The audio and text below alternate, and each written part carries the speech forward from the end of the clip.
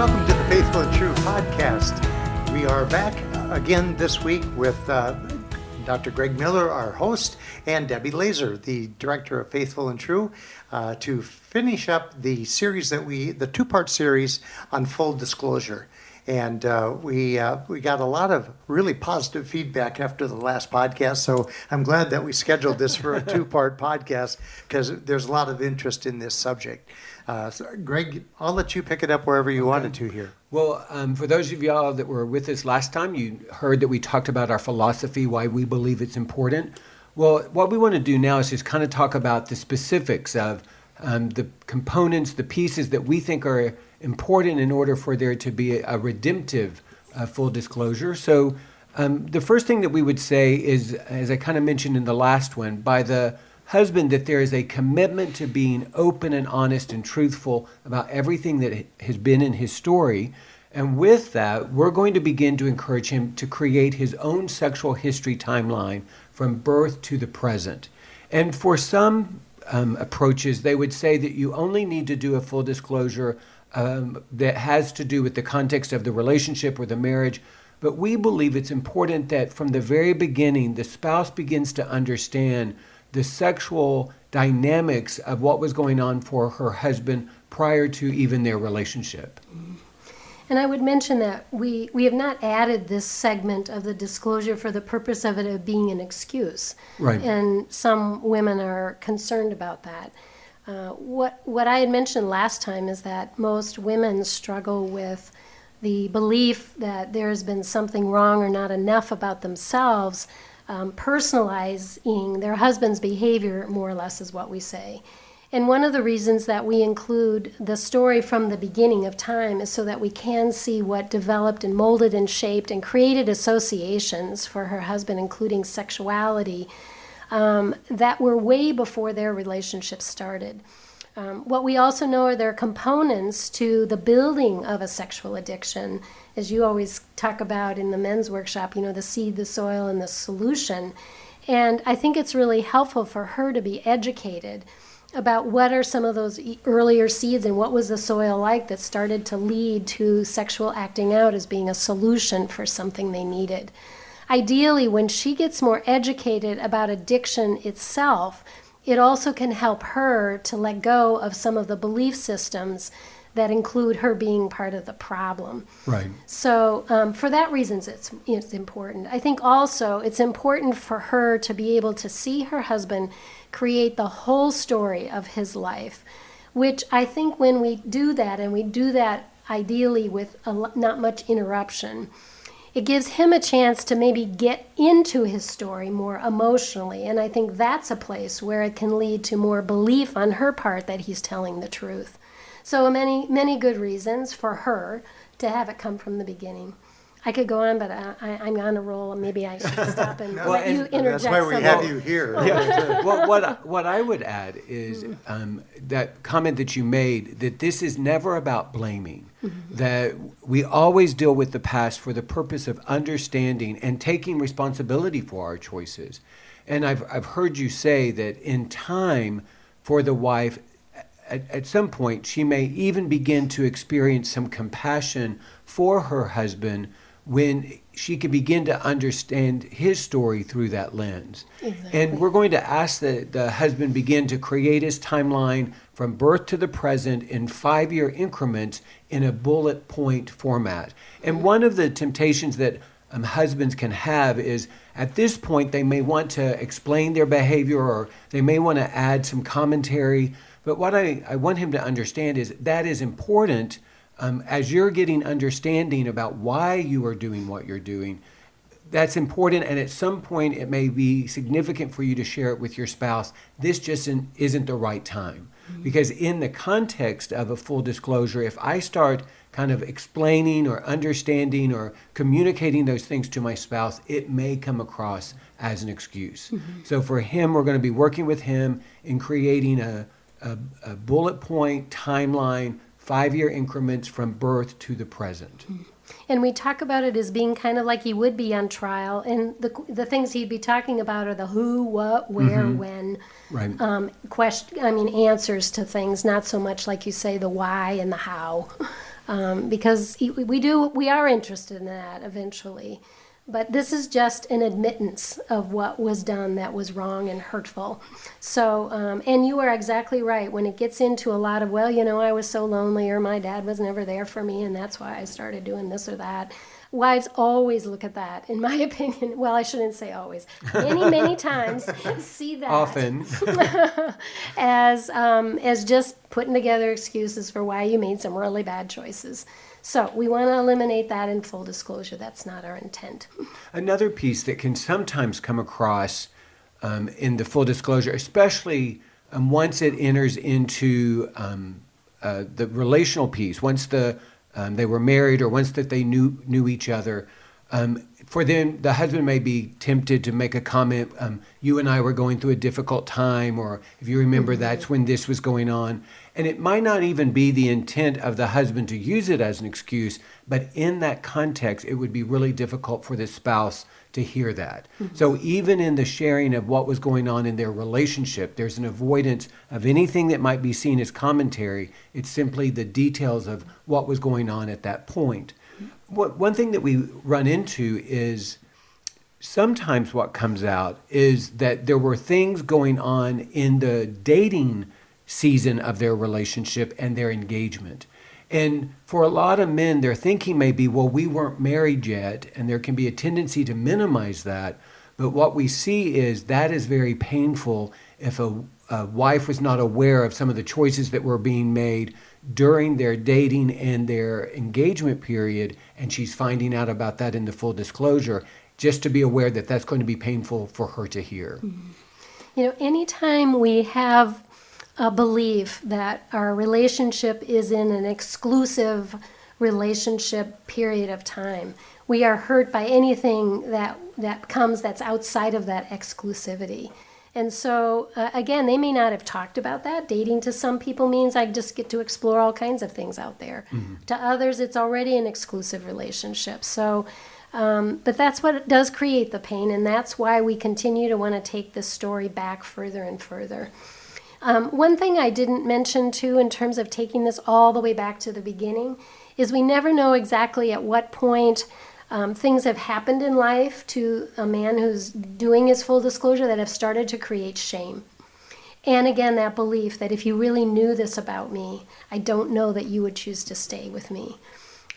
We want him to be fully open about the whole story so that when he's done and she's heard the whole story and her decision is to stay, hopefully, it's not always, but almost always it is, that he might begin to override that old belief system again, to really know, my gosh, my wife now knows everything about me, and she's still made a decision to stay.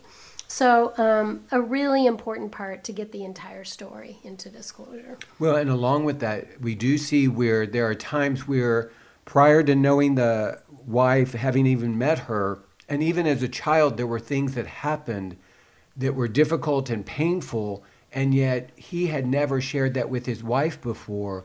And even in that, there can be a sense of betrayal that you had that experience as a child. This was going on in your life, and you've never shared that with me before. And so we want the man to understand that this may be a painful part of your story, but what may also be true, it's painful for your wife that you never shared that. And so we want to support him and encourage him to share the fullness of his story, and then also create the space for his wife to have whatever reaction she is going to have.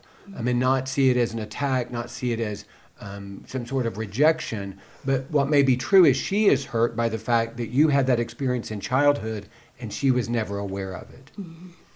And again, it's just representative of hopefully what's going to happen as we continue the relationship building and the trust building, is that there will be ongoing offering of information that maybe historically one thought, oh, I can't share that with my spouse. It'd be too much for her, or I'd be so embarrassed if I did, or whatever it is. When we hold back information and we don't allow ourselves to be known, it keeps us from growing as close as we can in the relationship. So the whole practice of offering information is what we're starting here, And we'll continue to practice, with the folks we work with here, because that's what grows emotional intimacy. Right. One other thing from the men's perspective that I would want to share is we are going to be asking for details. So it's about how often did you look at pornography, and what were those experiences? What were you looking at? And one of the things that we can run into is a husband will say, well, even before we got married, I talked to my wife about pornography. But what we may discover in the full disclosure is he may have shared it, but consciously or unconsciously, he was minimizing it. And so she starts to hear more specifics about how prevalent it was and how prominent it was, and then she's having a reaction to that. So again, we may believe that we've told our wife this before, or we've shared this, and this experience of full disclosure may be very different based upon how they're hearing the information versus what we believe that we have shared before. I want to share a little bit about preparing a wife for full disclosure, but I also don't want to not respond to what you just said. I'm not sure which one to do first. Well, what if you respond to what I said, and then we'll get on to what... Okay, because this is really how we start a full disclosure with a couple. Is one of the things, there are several things we talk about, we can get back to that, but one of the things for sure that we want to include is to say that this is the day when we see this as building a new foundation for your relationship. It's kind of like we're laying the new concrete for the building that's going to be built, and your wonderful foundation that's going to be a part of that, and it's going to be based on truth. And what may be true is you've heard some stories about certain things, or you've been given some facts about things that today might be upgraded, or there might be more information that's added to that. And I always remind a wife, I want to, if at all possible, keep you from going to that place where you say, and jump in immediately and interrupt and say, yes, but 2 months ago you told me this about that. Right. I said, in some ways we're expecting that today. We want the real truth to come out now. We've had installments along the way, some of which haven't been totally true.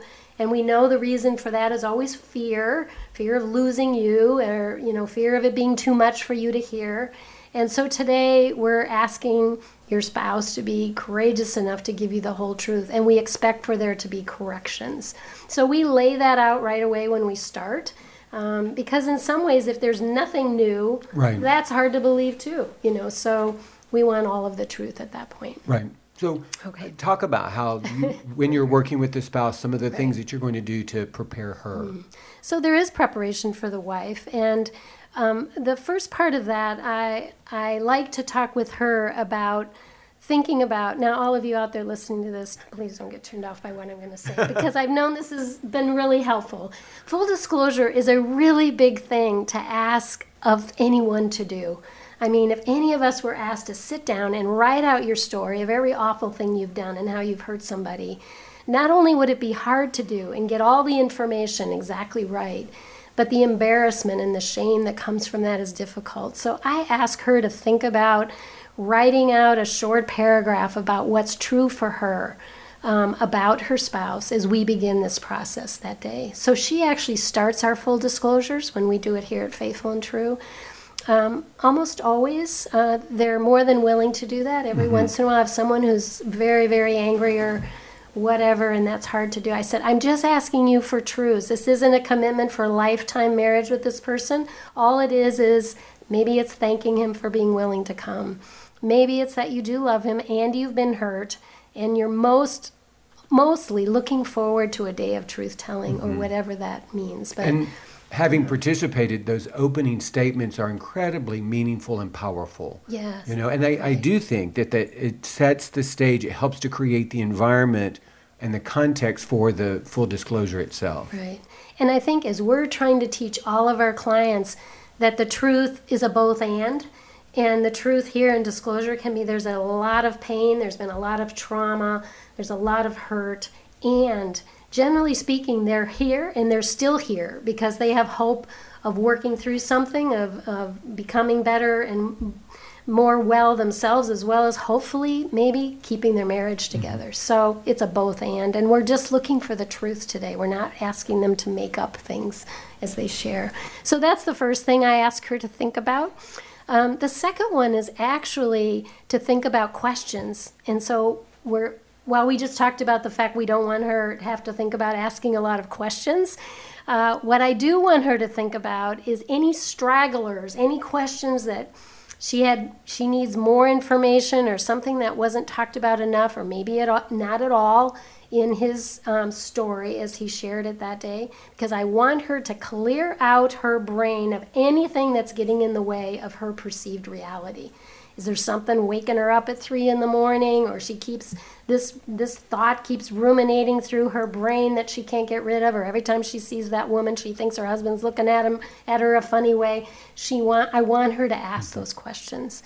So I ask her to think about, again, being kind of a prosecutor and the who, what, when, where person. And we practice coming up with questions so that they're succinct and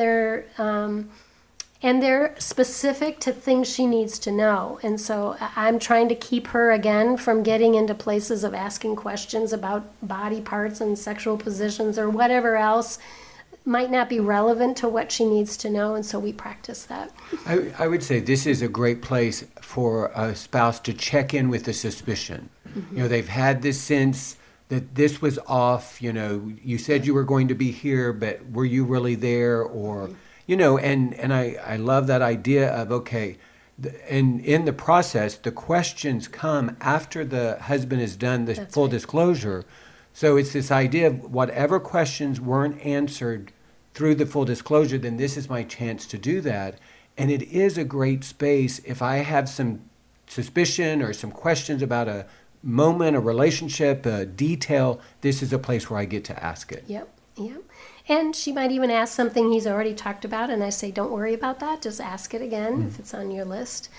Finally, I talk with her about support. You mentioned that in our last segment, that I want her to go into this with support, not only beforehand. I want to know who can know she's going into this so they can be praying for her and her husband, who can be there speaking truths to her perhaps before she goes in, and also who might be there afterwards, assuming she might need some space and time, maybe away from him or away from the relationship, someone to talk to or process what's just happened. Who in her life can she bring into her life so that she has someone ready and waiting for her? So we discuss very practical people there. It's also why when people come to us to do full disclosure, we don't do it immediately, because we want these things in place. We don't ever want to send someone into something that could be very hard with them not having enough support. So being involved in counseling at the very least here, or in a group with men or women, is going to be important for them to have enough support. I think for men, kind of that idea of providing the space to remember. You know, in doing the men's workshop, we do engage the men around their stories, and it is very common to hear a man say, well, I just don't remember a lot about growing up. And I think part of it is we have, especially if there's pain, we have been intentional to distance ourselves from that pain and those memories. So it makes sense. It's going to take some time. And I often say the more you remember, the more you remember. So we're going to encourage the man to take some time to make sure that he's exploring all of the parts of his memory to bring everything out. The other piece that is complicated about this is when we are in our addiction, we are not fully present. And so some of the specifics that a spouse may want are outside of the husband's memory because he wasn't fully present in the experience himself. And so maybe details around time or how long something lasted, or some of that may be vague. And we're going to encourage him to explore that as much as possible. We're going to ask that he do some sharing around money that has been spent. And some of that may need to be estimates, but we're also going to ask that he look back at bank statements and other records so that he could get a clear understanding of the amount of money. Mm-hmm. So part of the reason that there's going to be some time is I often say to the men, be a detective for your own life. So explore so that you can answer some of these questions. And sometimes the truth when a question is asked is, I don't remember. And that may be difficult for a husband to say, and that certainly may be difficult for a wife to hear. And at that point, that may be the truth. Mm-hmm. The rest of it, though, is, and if I remember more, I will share it. Mm-hmm. That's a really important part, what you just said. I'm working with a woman right now whose husband regularly says, I don't remember. And it's really hard for her not to think that's just an excuse. And I think what you say is true. Sometimes we've gotten to full disclosure too quickly, and there hasn't been enough thawing out, as I remember Mark used to call it that. And it's why some people in this field actually don't do disclosure for 6 months to a year, because they want someone to be fully sober and present to their memories so that they can bring a full story to disclosure. You know, we have a little different feeling about that at Faithful and True, in that it's extremely traumatic for a woman to live without the truth for that long. And so we hit kind of a happy medium, hopefully. We don't ever do it as a first session with anybody, ever.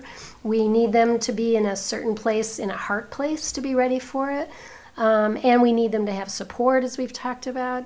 And we think that it's almost cruel to her to say, we can't do this for 6 months to a year. So we take all that into consideration, not to mention our schedules would sometimes get out there too far, and to try to help people with doing this well, as best as we can, telling the most truth that we can possibly remember with a reminder. We will offer that information if and when it ever comes to our mind. Right. Okay. You know, one of the challenges is sometimes the wife does come into the full disclosure with some expectations. I know of a situation where the wife has done some research. She's read about escalation. So her assumption was that her husband had an affair. And she really couldn't understand that it is possible for the extent of your acting out to be exclusively pornography and masturbation. So after the full disclosure, she was disappointed that there wasn't an affair because she was expecting it. And because he didn't mention an affair, because there hadn't been an affair, she had difficulty believing that he was being honest. And so one of the things that may be helpful is even for a spouse to get clear about what may be some expectations that they have about information moving into the full disclosure that may or may not be realized. Because what we're going to encourage the man to do is to be honest about what he's done, and obviously not admit to something that he hasn't done. And we talk, or I do anyway, with wives when I'm preparing them about expectations. And as you said, for some, there's an expectation, well, once we get through this, things are just all going to be better and we're going to be so much closer.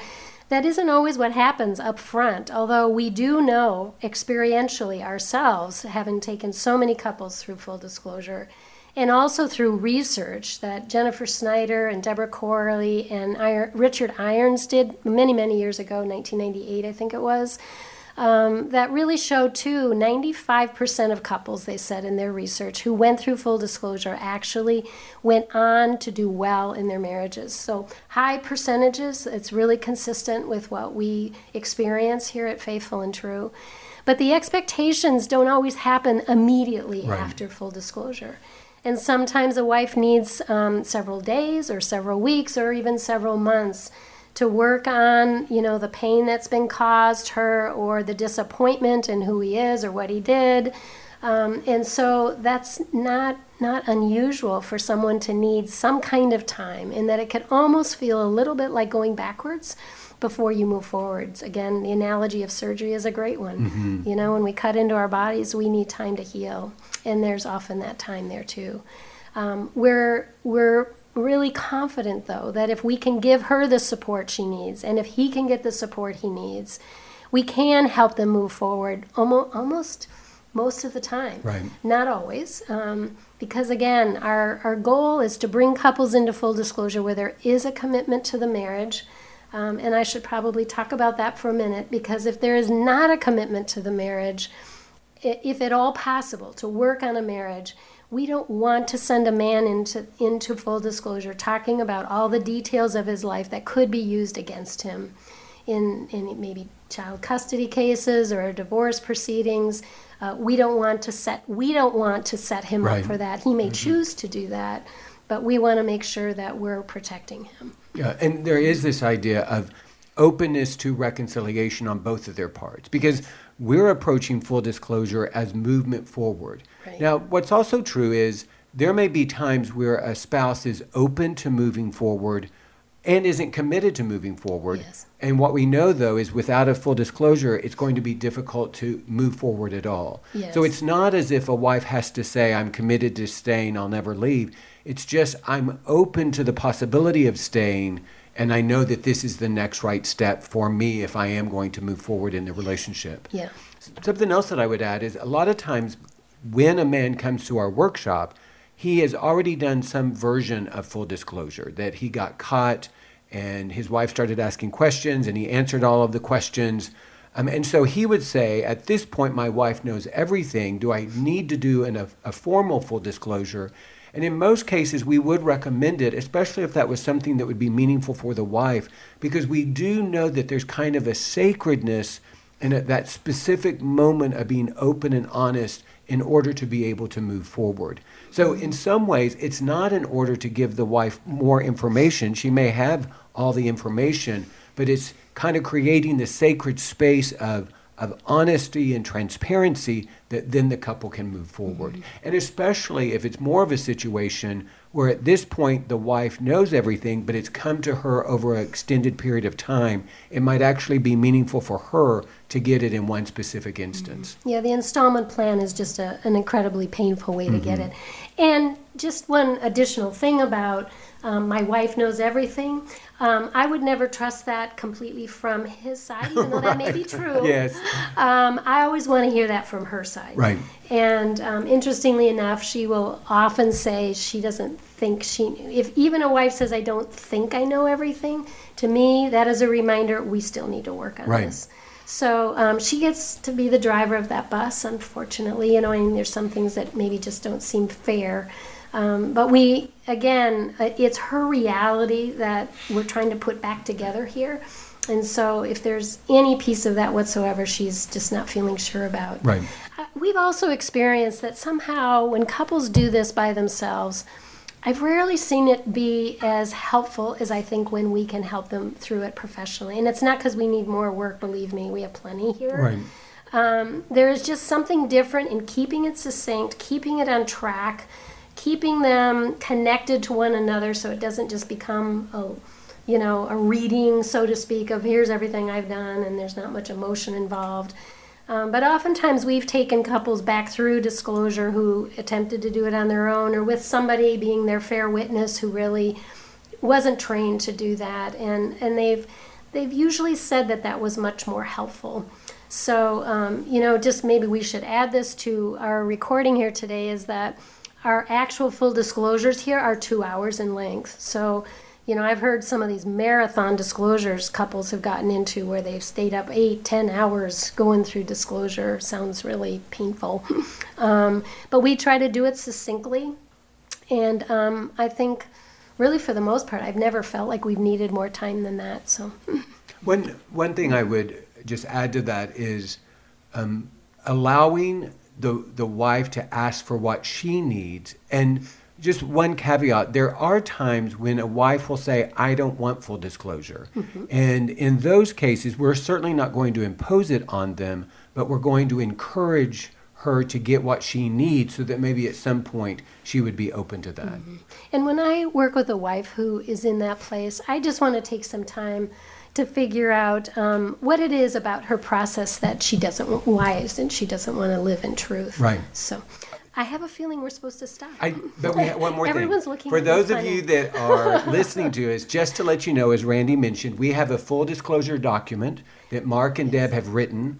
And we've kind of talked about, like, this is the only place to do full disclosure, but it's not. Mm-hmm. And Mark and Deb have written this document in such a way that a couple could give it to their therapist, or if their pastor seems knowledgeable in this field, could give the full disclosure to them so that they could get the support that they need. Yes. Would you like to do my closing? Take it away. Deb, thanks so much for joining us again today. This has been a great conversation, and appreciate both you and Greg. We hope that our listeners and our viewers have enjoyed today's Faithful and True podcast. If you did, give us a thumbs up on it. Pass it on to friends and others who can be benefited by the content. We hope that you will visit our website, faithfulandtrue.com, where you'll learn all about the products that Greg was talking about in our bookstore and also about our workshops coming up. If you have any questions, feel free to call our number. It's all there on the website. And we'd like to thank you again for joining us. We hope that this coming week is going to be a week that's filled with many blessings and great vision.